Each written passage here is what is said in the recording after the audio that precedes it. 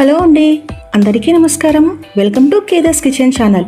ఈరోజు వీడియోలో నేను చాలా సింపుల్గా క్రిస్పీ సమోసా బాల్ రెసిపీని చూపించబోతున్నానండి.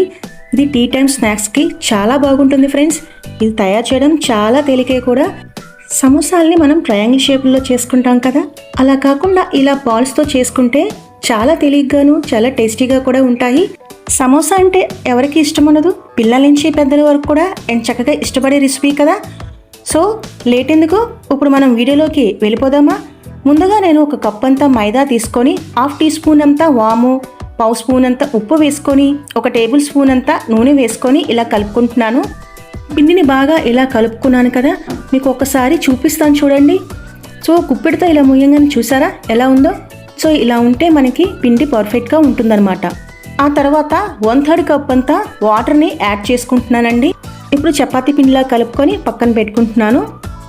ఆ తర్వాత ఒక కళాయిలో 2 టేబుల్ స్పూన్ అంత ఆయిల్ వేసుకున్నాక ఉడికించిన బంగాళదుంపలు 2, ఒక పచ్చిమిర్చి కట్ చేసి వేసుకున్నాను. అలాగే 1 టీ స్పూన్ అంత ఆమ్చూర్ పౌడర్, 1/2 టీ స్పూన్ అంత ఉప్పు, అలాగే 1 టీ స్పూన్ అంత అల్లం వెల్లుల్లి పేస్టు, అలాగే 1 టీ స్పూన్ అంత కారము, 1 పావు స్పూన్ అంత పసుపు వేసుకొని కలుపుకుంటున్నాను. ఇలా 2 నిమిషాలు కుక్ చేసుకుంటే సరిపోతుందండి. చక్కగా అటు ఇటు తిప్పుకుంటూ ఒక 2 నిమిషాల వరకు ఈ మసాలా దినుసులన్నీ వేగే వరకు కుక్ చేసుకుంటున్నాను. మనం బంగాళదుంపల్ని ఉడికించి పెట్టుకున్నాం కదా, తొందరగానే మనకి కుక్ అయిపోతుందండి. ఇప్పుడు మొత్తం ఒకసారి కలిసేలాగా అంతా కలుపుకున్నాను కదా. ఆ తర్వాత పావు కప్ అంతా బఠానీ వేసుకుంటున్నాను.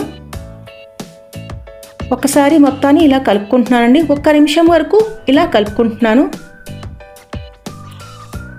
ఇప్పుడు నేను మొత్తం కలిసేలా కలుపుకున్నాను కదా, స్టాప్ చేసి పక్కన పెట్టుకుంటున్నాను. కాసేపు ఈ మిశ్రమాన్ని చల్లారిస్తానండి. ఆ తర్వాత నేను పక్కన పెట్టుకున్న ఈ మైదా పిండిని తీసుకొని ఇలాగా ఉండలుగా చేసుకొని ఇలా స్ప్రెడ్ చేసుకుంటున్నాను. మీకు ఒకసారి చూపిస్తాను చూడండి. ఈ విధంగా చేత్తో స్ప్రెడ్ చేసుకున్నాక మధ్యలో నేను స్టఫింగ్ని వేసేసుకుంటున్నాను. ఇప్పుడు నేను వీటిని చక్కగా క్లోజ్ చేసుకుంటున్నానండి. ఇలా బాల్స్ షేప్లో నేను క్లోజ్ చేసుకుంటున్నాను. చూసారా ఎంత సింపుల్గా మనకి బాల్స్ రెడీ అయిపోయినాయో. ఇప్పుడు నేను ఆయిల్ సరిపడా వేసుకొని ఈ బాల్స్ని నేను ఫ్రై చేసుకుంటున్నాను. లో మీడియం ఫ్లేమ్ మీదే గోల్డెన్ కలర్ వచ్చే వరకు ఫ్రై చేసుకుంటున్నానండి. బాల్స్ అన్నిటినీ వేసేసుకున్నాను కదా. 1 నిమిషం వరకు ఇలా ఫ్రై చేసుకున్న తర్వాత ఇప్పుడు నేను ఫోర్క్ సహాయంతో అటు ఇటు తిప్పుకుంటూ చక్కగా ఫ్రై చేసుకుంటున్నాను.